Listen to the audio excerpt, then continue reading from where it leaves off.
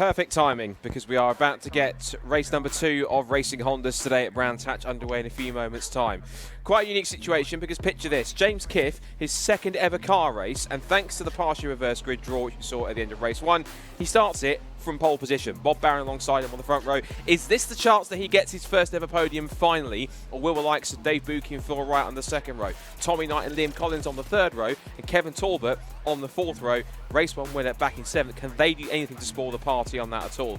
Rick Cole starts back in 8th on the grid, and it's the rest of the cars that weren't affected by the reverse grid draw. So James Alford and Fraser McNeil then start on the 10th, on the 5th row of the grid, and Will Self back in 11th. Has he fixed the car problems that he had in race 1 that saw him so off the pace, and will he be able to pick his way through from P11 on the grid? Then we have Jason Stack and Oliver Barsby. It's the last couple of cars, we believe, in Class A. I think there's a bit of confusion with Jason Stack's class, but we'll work that out anyway. Then there's a partial reverse, top 7 reversal for Class B. So Duncan Holloway starts on Class Pole here for Sammy Milam on the 8th row of the grid alongside Spencer Fortag. Then you go backwards to 17th on the grid, so Trevor McConnell and Lewis Barker. Then you get to our podium finishers, which were James Kembry and then Ryan Cunningham, who took the victory in race 1 from Class B before. Then Owen Diver, and fingers crossed we have Dan Thacker on the grid after his problems that saw him out of the race. The championship leader, still we believe after the first race, due to my rudimentary calculations. Then it's Kluka Krasmenu and Sam Linster, who both retired from race 1. They start on back on row 12, and then we're set to see the 3 Class C cars which have been reversed, which is Callum Houchin on Class Pole, Andy Barnes in the Kent Models FN2 Civic, and Matt Rowling, who won race 1, is 27th and last, but by no means at least at all on this what should be a 27 car grid. So I wonder how James Kiff is feeling right now, considering that he hasn't raced for 6 years of anything. He buys a Honda Integra DC2 Shell, buys it and then builds it in 4 or 5 months, gets his racing license, does 1 track day, it's his first event at Brands Hatch, starts in the top 10 for his first race, gets up to 7th, and then by luck of the reverse grid draw, gets number 7 pulled out, and now he puts the white Honda Integra on pole position. I imagine there's a mixture of excitement and mild terror going through him at the moment, given that he's got some very feisty racing Hondas behind him, particularly when you've got Bob Barron, who could get a great start and potentially lead the opening stages. Dave Buchy, a little unpredictable, but he's up there, could be a definite contender. Then you've got the 2 rows behind, Phil Wright, Tommy Knight, Liam Collins, and Kevin Talbot. Talbot with 3 wins out of 5 races now. He's the most winningest driver in the field at the moment. Can he make it 4 from 6 if he's able to pick his way through from 6th on the grid? As for Class B, as we mentioned, it is going to be a pole position for Duncan Holloway for Honda Motorsport. Can they get themselves a podium? Watch for Ryan Cunningham. If the Dan Thacker cars on the grid, that'd be intriguing to watch out for. There's a couple of gaps on there. I'm not sure that Dan Thacker is there. We'll figure it out in the stream if we can. And then further back, of course, Callum Houchin starts on Class C pole. So, waiting for the lights to come up and out. Red lights are out, and we are going for race 2. It's a shaky start initially from James Kiff, but he holds the line. And Buchy it means that Barron is more occupied with trying to defend from Dave Buchy to Paddock Hill Bend. But from pole position, James Kiff has held on to P1, and he leads the way out of Paddock Hill Bend, up Pilgrim's Rise and up towards Druids for the first time. So, Kiff leads, Barron second, Buchy in third, and round the outside of Tommy Knight goes Phil Wright. He's going to take, looks like, 4th position, and looking up the inside for 3rd on Dave Buchy, gives him the space. Buchy fights out around the outside on cool tyres. They've only had 1 warm-up lap, side by side for 3rd place now. Barron's gone away in 2nd position. There's almost 3 abreast into Surtees. That was almost never going to work, but Knight was going up the inside of Buchy, the 2 EK Civics battling away. Now, I can say, I think Dan Thackeray did get away. Yes, he did, from 20th position. So Dan Thackeray is in the field here. It's good to see they managed to fix the problems on the, 129 Civic this weekend. Now down the pit straight for the first time. On a genuine pace on the start, James Kiff leads the way. So Kiff in the lead, Barron second, Wright in 3rd place, and side by side for the lead. And Bob Barron squeezes James Kiff to the outside and leaves him with no room whatsoever. Lets Phil Wright squeeze through to 2nd place, and the rest of the pack might start to creep up behind him. I'm not quite sure James Kiff would have appreciated Bob Barron squeezing him like that. There goes Liam Collins down the outside of Tommy Knight, trying to take what should be possibly 6th position. He's off onto the grass. He's got 2 wheels off. But back on the row right in front for bemused Will Self, who's up to 9th, so his pace isn't too bad off the start. Better than it was at the beginning of race 1, where he started from pole. It just fell backwards all the way through back the order. Out through Surtees. And now that Kiff is down to 3rd position, what can he do to hold on here for the next 30.25 minutes? Class B is still being headed, I think, by Duncan Holloway, but Ryan Cunningham looks like he's got into 2nd place. As for Class C, Andy Barnes has leapt into the lead from 2nd, past Callum Houchin, but the pair of them still ahead of Matt Rowling, as up the inside for 3rd in Class A, and overall goes Kevin Talbot on James Kiff. Likewise, here comes Dave Buki on the undercut inside of Tommy Knight. This is the 2 EK Civics battling over 5th position. Knight holds his line on the inside. They go wheel to wheel exiting Druids. But now on the inside line for the next corner, which is the left-hander, is Tommy Knight. Slots back in front, into line, and he's back into 5th position. And the pair of them are going to have to watch for Liam Collins, the new qualifying lap record holder. He is right behind them in P7 in the black DC2 Integra. There goes Tommy Knight. Much happy with his car this weekend after the shunt at Capital Park and get it back together for Donington. Good to see that car in good condition. Got a podium in the first race. What can he do to trouble the leaders? Now, out in front, Phil Wright putting Bob Barron under pressure. Now, bear in mind, Bob Barron, this is only his 6th ever car race. He was in contention for victory at Capital Park, but lost out after he'd led for half the race and then made a mistake up at the top of the circuit. He fell backwards at Donington Park, and here comes Phil Wright diving up the inside. He put himself into his mirrors. And Barron again, you can see the yellow square with the black cross. That denotes he is still a rookie. Down towards Graham Hill Bend. But you can't deny his efforts for defending unless he opens the door on the exit. Here comes Phil Wright. It gets a good kick off the corner. Down Cooper Straight towards Surtees. Side by side for the lead. Phil Wright looks across, says thank you very much. And up into the lead goes the 2023 Racing Hondas champion. Now the next car to come up across him is going to be the Class A leader in the championship. 3 wins so far, Kevin Talbot. So Phil Wright out in front. He won in the damp conditions at Donington Park. Can he now start to scamper away in the dry conditions at Brands Hatch and take his 2nd win of the season? Across the line, 4 laps completed. Here comes up the inside for 4th position on James Kiff. And up the inside goes Tommy Knight. That's another position gain, but Kiff is still doing quite a good job in 5th position. Now, Will Self is also moving through the Ailder. The red Civic in the background. You can see he's past Liam Collins up at Druids. And now challenging Dave Buki for what will be 6th position. So from 11th on the grid, whatever the issue was in race 1, they fixed it. And Will Self now putting his foot down to try and pick his way through the order. Phil Wright still in front. What can he do now? He's nice and comfortable in the lead here. Bob Barron, how much would he love to get a podium? He's missed out in all the races that he's finished. His best he's finished so far is, I think, a pair of 4th positions so far this season. Yeah, 2 4th places, 1 at Capital Park and 1 at Donington. The rest was a pair of 5th positions, and in the previous race he was 6th.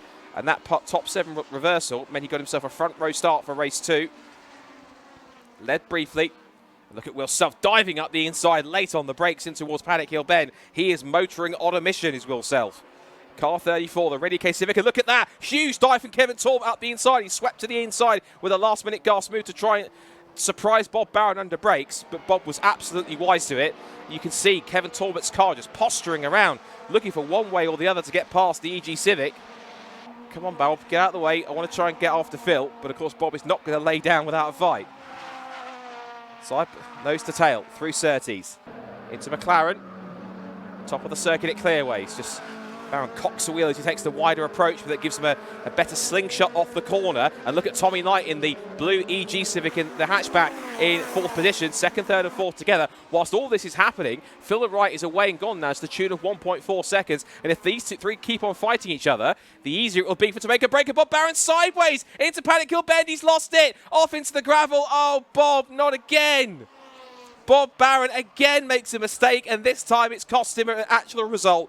Out of the race, and I fear that might well be a safety car.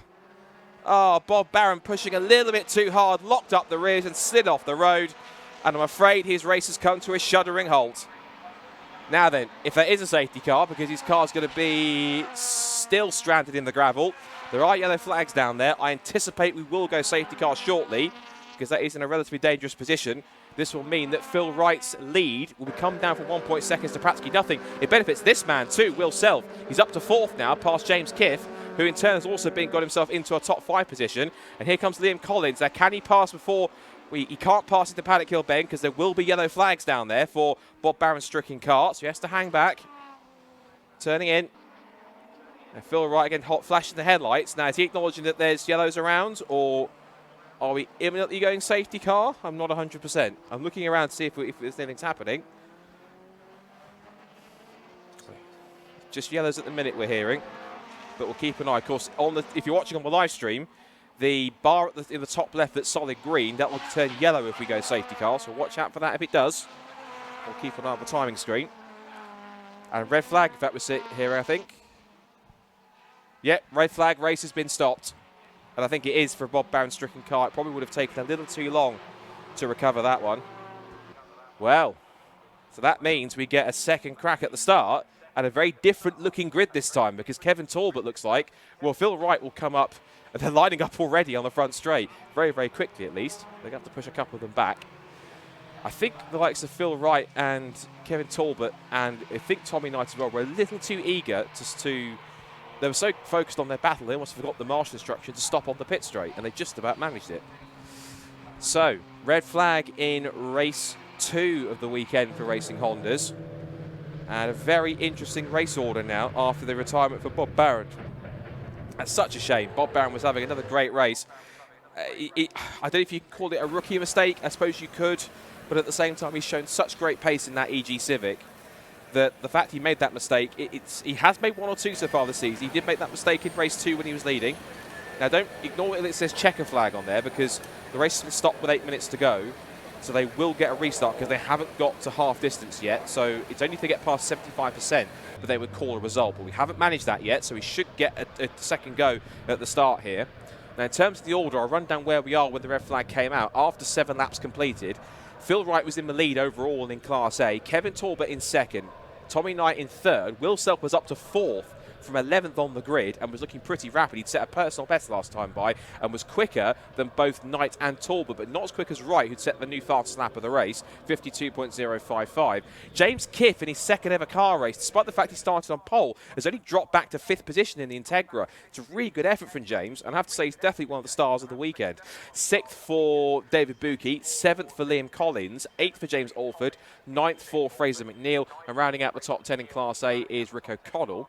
In Class B, it's actually Sammy Milam that leads the way. So Sammy Milam, who leads the way from Dan Thackeray, who's picked his way up through the order. He started 20th, and we thought he may or may not have made it after his issues in race 1. But whatever the issues were, he's managed to really get on top of them in the break and got that car running at 100%. It's Jason Stack in third. Right, now Jason Stack's been changed back to Class A. So there's obviously been some confusion about his class at some point, but I think he is Class A. I was confused as to why he was classified as a B-class car in race 1, but I think that must have been an error on the timing screen. So he is definitely Class A in 11th place. Third in Class B is now Ryan Cunningham, who won race 1. He's the defending champion, car number 1. 4th is car number 4, Spencer Fortag. And 5th is Trevor McConnell.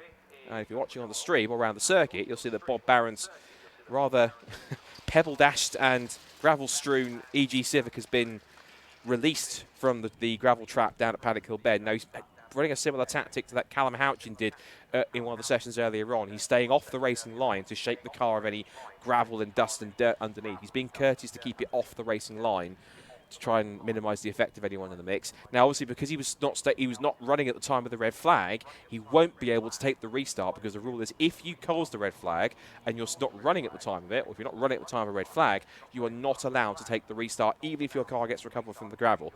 So sadly, this will be a DNF for Bob Barron. He will not be allowed to take the start. The rest of the Class B runners, we saw Trevor McConnell in 5th. It was then Lewis Barker 6th, Duncan Holloway from pole back down to 7th, and Sam Linsner in 8th. And as for Class C, it was Andy Barnes who was in the lead from Matt Rowling and Callum Houchin. And of course, the only cars we didn't have were Bob Barron.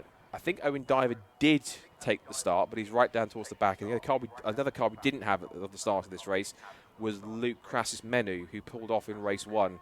But his car didn't take the start, it seems. So I was doing some rudimentary maths on where it seems the points have been allocated and who should be where. Now, I think from Class A, thanks to his 3rd win of the season, Kevin Talbot comes into this race with a 19-point lead over Phil Wright in 2nd place. Then there's, I think, a tie for 3rd. This is all unofficial, by the way. Of course, it's all my own maths, so forgive me if any of it's wrong. Then it's 3rd for Will Self and Liam Collins, I believe, with 50 points each. And then Tommy Knight on 42 after 5 races. Class B is quite interesting. It's now a 5-way swing between... a 5-point swing between Dan Thackeray and Ryan Cunningham, because that victory has really closed up Dan, who still scored points from his pole position, because you get 5 points for your pole position in class. And then it's Ryan Cunningham who won the race. So therefore, he gets the 15 points plus the 4 for second on the grid, and also the bonus point for fast laps. He got 20 points from that race, which means he closed the gap in to just 5 points. And then it's a bit more congested for third. Sam Lintzner shows as being in third in points. This is all provisional, all unofficial. Third, then Spencer Fortag fourth, and Lewis Barker in fifth. Sammy Milam in sixth. That's covered by 9 points, covering, as far as I can see, third down to sixth. And then James Kembry, Trevor McConnell. I need to adjust Jason Stack because he's in the wrong order, I think. We need to change that one.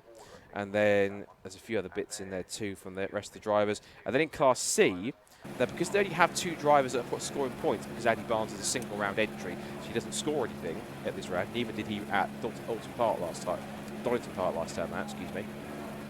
Then he scored second, but Callum Houchin gets the points for second anyway, because effectively, in terms of point scoring, Andy's treated as being invisible. Not on track, but just in terms of scoring, he's not counted for anything in terms of points. So the other rule is that if you have less than 6 starters in your class, you only get points 5, 4, 3, 2, 1, which means that it would have been 5 points for a win for Matt Rowling and 4 points for Callum Houchin instead, plus, of course, the bonus points for qualifying and for fastest lap, which means, as far as I can calculate, Matt Rowling came into this race with a 14-point lead over Callum Houchin. And of course, Andy Barnes had 0 because he's a guest entry, being a single round entry.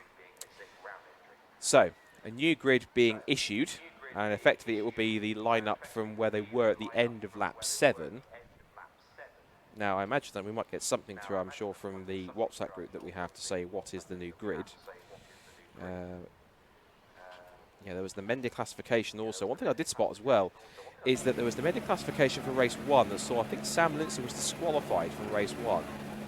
But I need to remember exactly the reason why he was disqualified. And I think the result sheet might well tell me. I've got it in front of me here, actually. Well, there was a couple of penalties in race 1. We'll go to the interview in a second. But Lewis Barker had a 2-place penalty for gaining an unfair advantage, and Sammy Linster had a disqualification in terms of eligibility. I won't go into detail with that. It's just a transgression possibly found in post-race scrutineering. Right, whilst we get the cars regridded, we have a quick interview which Charlie conducted earlier on, so let's cross over to that, and we'll keep you picture-in-picture to show the cars gridding up whilst we check in with who Charlie was speaking to earlier on. So I'm here down in the pits with Ryan, one of our Class B drivers. Now, Ryan is currently second in the championship. How are you feeling heading into round 3? Yeah, I'm looking forward to it. We did a bit of testing on Friday. Just to get a feel for the car, so just do final few bits now and then be ready for yes, see the car going up behind us. Yeah. How is the car feeling heading in today? Yeah, it's great. Felt good Friday. It was on very worn tyres. We didn't want to waste a set really. It was only to try the new tarmac really around the back to see the clearway, see what it was like. But yeah, so we're going to go out and practice as it is. If we need to make some changes for qualifying, we'll make some changes. Fantastic. Dan seems to be a little bit unstoppable at the moment. How are you feeling chasing him in the championship? It's not, obviously he's a teammate, it's nice to chase, and obviously we all know Dan's been doing it for years and we know he's quick. So it's good for me to chase. So hopefully today we can be a bit closer, that's the plan. I feel like it makes it a bit fun when you've got like a bit of a battle on your hands and you've got something to sort of work towards. Yeah, definitely, yeah, it's good. Fantastic. Brilliant stuff. Well, thank you so much. Good luck today. Cheers, thank you. Thank you very much, Charlie. Ever bright and happy in the paddock, chatting to the drivers, and getting to have a chat there with defending champion Ryan Cunningham, who took his first victory in race number 1, but of course was battling with Dan Thackeray. As far as my calculations give it now, I think he's 5 points between the two of them at the top of Class B. Big thank you, of course, to all of our officials, definitely to all of our marshals who braved some overcast conditions, warm conditions, humid conditions all today. If you do see a marshal today, do give them a wave and give them a thanks, because they do this essentially off their own bat. They're all volunteers, so they do it simply for the sport that they love and that they enjoy, to be close to it and to be a major part. And it's not an understatement to say that without marshals and volunteers, and of course even the officials, genuinely, we just couldn't go racing full stop. They are that vital and that important, that our marshals, that we really have to make sure that we have as many of them as possible to make sure that race events can happen as smoothly and efficiently as possible. Just noticing on the grid that they're looking at the back of Tommy Knight's car for some reason on something. Third on the grid, the blue EK Civic. They're looking at something on the rear end, not quite sure what. I think I see Ian Billett, one of the scrutineers down there, having a look, but they were looking back at on the back of something of Tommy Knight's car. Just getting a zoom on that, seeing what's happening. I think they're finished, but they're still looking around at something. Yeah, Tommy Knight's car, it appears to be okay, but they were expecting something on the rear, which either something suggests there was a little bit of damage or something they're not fully happy with. We'll have to wait and see.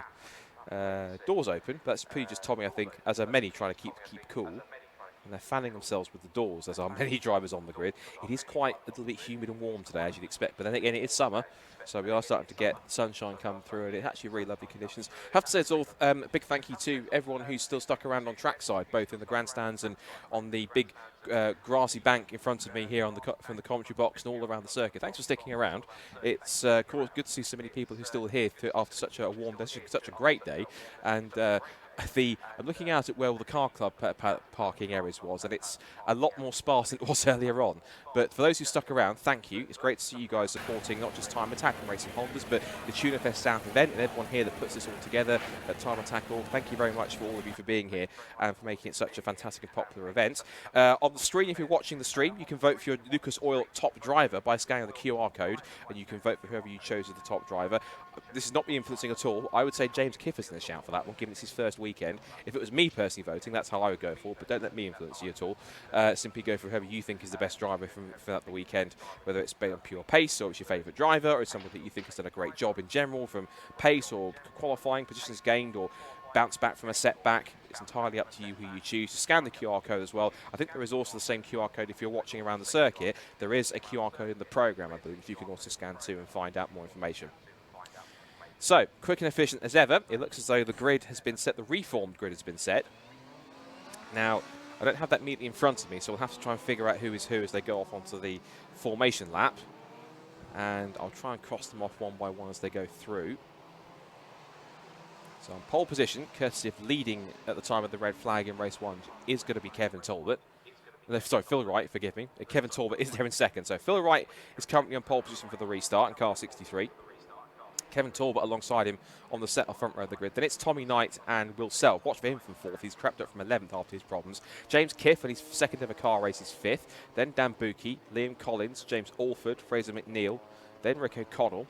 Then we get to the Class B pole sitter on this restart, which is Sammy Milam, Dan Thackeray, Jason Stack, who is in Class A now, Ryan Cunningham, Spencer Forchad, Trevor McConnell, Lewis Barker, Duncan Holloway, Sam Lindsay. Then the trio of Class C cars, which is Andy Barnes, then it is Andy Barnes, Matt Rowling and Callum Houchin. And right at the back, I think, should be Owen Diver.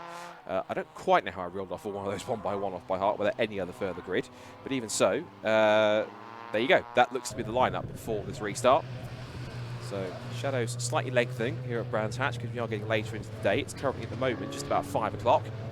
Still got the super attack sessions to come with the 3 groups to find out who's going to be king or queen of the hill when that session finishes. So the cars make their way around back to the grid for this 8.5-minute restart. So still just over more than half the race to go. And this is going to be all crucial to see who can get the better launch. Now, we saw a couple of the cars get very good launches earlier. Tommy Knight's car coming to the pit lane. The third place car is in pit lane. I just saw it going down in to the left of screen. So whatever the issue was, they were looking at the back of that car on the grid. Whatever the issue was for Tommy Knight, it's enough that warrants the car to start at the end of the pit lane to get the team to have a quick look over it. So Tommy Knight, who was in good contention, is going to have to come from the back of the grid here if the car hasn't got, I hope, isn't a terminal problem or something that's causing it a major issue. They were looking at the back of the car on the grid, but it looks as though whatever the issue wasn't just a quick check, and there we go. So, last couple of cars getting into place and watching for the green flag at the back of the grid, out of the commentary box window. And so, stand by for action, take 2. Remember one thing, it's all calm and quiet until the VTEC kicks in. So, restart then for race 2, round 6 of Racing Hondas 2025. And it's going to be from the restart, Phil Wright on pole position, but what can Kevin Talbot do? James Kiff's got a great start from the third row of the grid. Oh, Dave Buki doesn't move anyway, he stalls on the grid. Dave Buki's EK Civic doesn't move at all. He finally gets it going, but the whole field has swept past him. That must have terrified a few people down towards Paddock Hill Bend. And speaking of Paddock Hill Bend, Kevin Talbot's gone right round the outside of Phil Wright and taken the lead of the race. Now up into the lead goes Talbot. Second is Wright, and up to third has gone Will Self. Now can Will Self, from what was originally 11th on the grid at the original start, get himself into the race lead with 8 minutes to go on this first opening lap? It's 4 for James Kiff. He's made up a place course because Buki fell backwards. He's also got past. Of course, Tommy Knight wasn't there either, but now it's side by side between the two Integras. Collins has a look up the inside, but Kiff sweeps across and keeps his line. So Kiff is into 4th position, and there's Tommy Knight, the blue Civic, at the back of the field, despite starting from the pit lane. So woe betide the 2 EK Honda Civics, both of them hitting problems. Pit straight now, end of lap 1 on the restart. It's going to be Talbot, Wright and Self all together, and look at Will Self. He's looking particularly racy down towards Paddock Hill Bend. He'll close it under braking. He's not close enough to make a dive in towards Paddock Hill Bend. A big oversteer twitch from Phil Wright as he rotates the car through the corner, and he's now right on the rear wing of Talbot as he looks up the inside. He's flashing the headlights as under brakes. He wants to get that victory. He wants win number 2 of the season. Talbot wants win number 4. Will Self quite like a second win of the week of the season too. Of course, he hasn't won since the very first race of the season. Will Self with a great exit. He's all over the rear wing of Phil Wright. The 3 of them now quickly pulling away from 4th place James Kiff. Make that 5th place James Kiff, because up the inside goes, or not, James Kiff. I thought Flynn Collins was going to get past, but James Kiff is putting a great defence here. Speaking of defence, look at this. Talbot trying to get his elbows out as Wright tries to squeeze up the inside and prise the door open. He just squeezes into the edge of the road. But he can't quite make it stick then. 6 and 3/4 minutes to go down the pit straight. And now it's side by side behind them for 4th position. And I think Collins has got through. Yes, he has. Meanwhile, for the lead, side by side, exiting Paddock Hill Bend. This is now the inside line that Phil Wright needs to make it happen. Talbot moves across, holds on. There's contact. They've got off. Kurt Talbot is sideways. He gets elbowed out wide at Druids. Through goes Phil Wright. Through goes Will Self. Now then, will there be discussions about that afterwards? We'll leave that for the stewards if there is. Meanwhile, for the lead, Will Self thinks this has just opened up for me. I started 11th at the initial restart. Now I'm battling for the win. And look at Liam Collins as well. He's now closed in.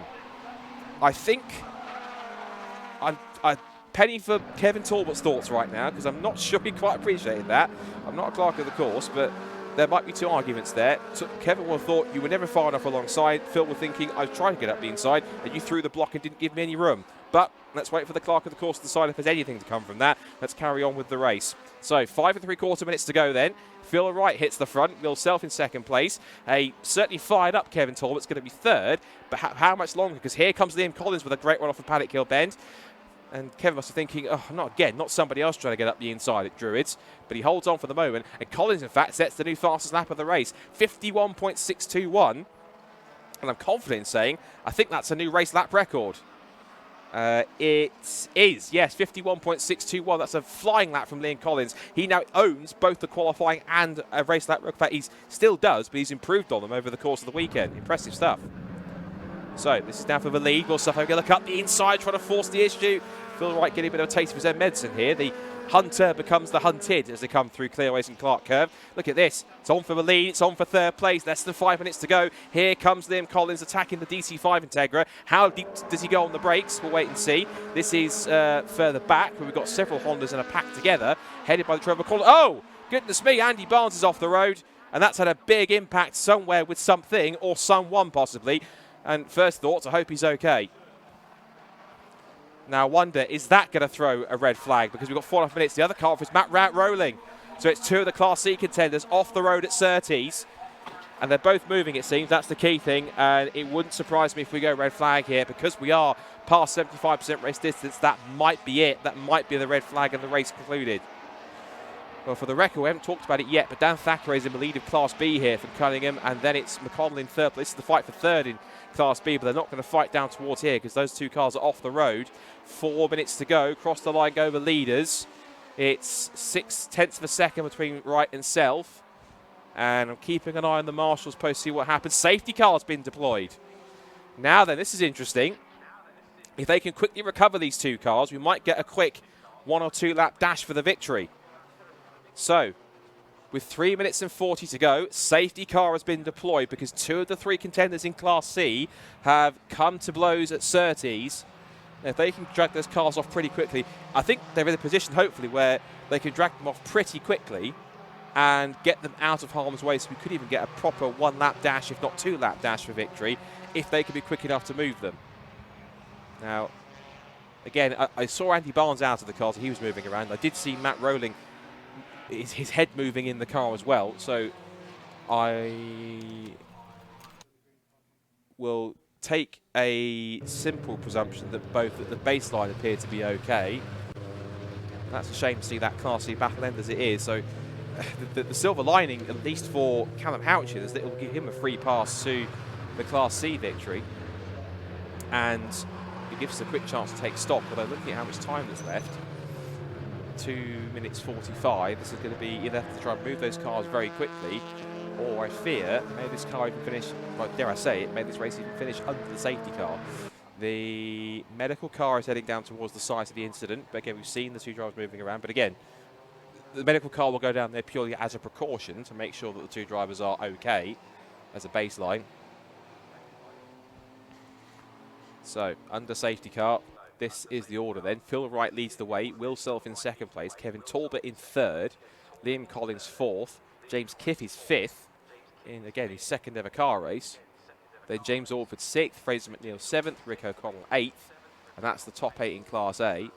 Then it's Dan Thackeray who's back to the lead in Class B, Ryan Cunningham in second place. Then we have 2 more Class A cars, which is Jason Stack and Tommy Knight. Then behind them there was a huge battle going on for third place in Class B, which we cut to just before that incident, and it was between Trevor McConnell, who holds third place, Spencer Fortag, Lewis Barker and Sam Linsner. David Buki was picking his way back through the order because he stalled on the grid on the restart and had dropped to the back of the field in 17th, but he's climbed up to 17th as a result. And then it's Duncan Holloway from the only left Class C car, which is Callum Houchin, and then Sammy Milam and Owen Diver. And of course, we've lost both Andy Barnes and Matt Rowling after they came together at Surtees. We only saw the aftermath, but both drivers appear to be at least moving around, and at least I've seen Andy get out of his car. Front end doesn't look pretty, but unfortunately, the key thing is that both drivers are okay.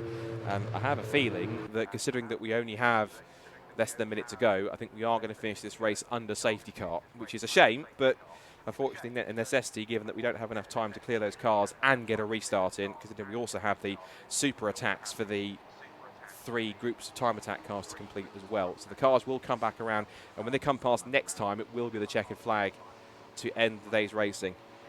Well, it's never how we want it to end, but of course, in these situations, we have to do the best situation that we can. There would have been no time to restart it, because being past 75% distance, they would have called a result, and given the nature of the incident, Andy Barnes' car may not look as simple to move as maybe first thought, so it might take a little extra time. It'll take a little bit of clear up before the super attack gets underway.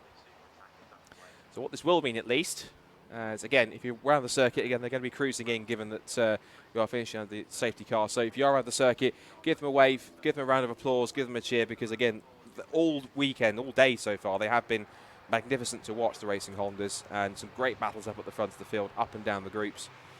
And in the end, again, it's never how you want to finish a race, but given the time constraints we have, the only option we have, the clerk of the course has simply, I'm afraid, is to finish it under the safety car, which means that we will see them cross the line, and it will mean a second win of the season for Phil Wright. It will be a podium finish for Will Self after the troubles he had in race 1 where he was off the pace. And Kevin Talbot will get himself another podium, which will certainly help his strengthen his grip in Class A further. Liam Collins is going to be finishing in 4th, and I think one of my personal shouts of the day of the voted for driver of the day is definitely going to be James Kiff. Second ever car race, 2 top 10s, and he even started the reverse grid race from pole, which is impressive stuff. So to the line they'll come then under the safety car, and unfortunately it's the way they're going to end it, but it is going to be a second win of the season for Phil Wright. It'll be Will Self in second place, and Kevin Talbot will take third in the final step on the podium overall. Liam Collins takes 4th with a new race lap record, 51.621 lap time set. He's lowered both of his own personal race and qualifying lap records in this one. James Kiff, a very impressive 5th on his car racing debut. James Orford 6th, Fraser McNeil 7th, and Rick O'Connell 8th. It'll be 9th overall and a 5th Class B win for Dan Thackeray. That'll certainly be a silver lining for his retirement earlier on. Ryan Cunningham 2nd in class. Then we've got behind them 2 more Class A cars, which is Jason Stack and Tommy Knight. And then in what was shaping up to be a really strong 4-way scrap for 3rd in Class B, will go the way of Trevor McConnell. He'll be delighted with that result. Spencer Fortag is in 4th. There's Lewis Barker 5th, and Sam Linsner 6th. And then we have Buki in 17th place and 11th in Class A after he stalled on the restart. Duncan Holloway, Callum Houchin, who's the sole Class C runner at the flag, and Sammy Milam and Owen Diver are the last 2 finishers, and we lost in that race. Andy Barnes and Matt Rowling after an incident at Surtees, and Luke Crassus maybe didn't take the start in the beginning. And also we saw Bob Barron, who was in that contention for the lead group, and then yet again just lets inexperience get the better of him. He lost the back end, locked up into Paddock Hill Bend, skated off the road and out of the race. So, you can't say the champion doesn't deliver action. It did do in spades today in both races, even though race 2 finished not quite the way we wanted it. But that's motorsport. So Phil Wright then takes his second win of the season. We'll go through the results again on the screen provisionally. Wright with the victory, Will Self in second, Kevin Talbot third, then Liam Collins and James Kiff. An incredible effort in his first ever car race to get a top 5 car weekend, to get a top 5 finish in his second ever race. James Orford 6th, Fraser McNeil 7th, Rick O'Connell 8th, and then the Class B victory for the 5th time this season goes to Dan Thackeray from Ryan Cunningham in P10. And it's Jason Stack and Tommy Knight in Class A. A podium finish for Trevor McConnell in Class B. He finishes at 13th overall for Spencer Fortag, Lewis Barker and Sam Linsner. Then it's Dave Buki, who's stalled on the restart. He's back in 17th. Duncan Holloway, the sole Class C runner at the end, which is Callum Houchin. And Sammy Milam had Owen Diver. And then we lost the 2 cars, which were Andy Barnes and Matt Rowley, who came together with Surtees. And we also lost Crassus Menu, who didn't start the race, and Bob Barron, who skated off the road at Paddock Hill Bend, but brought out the red flag originally.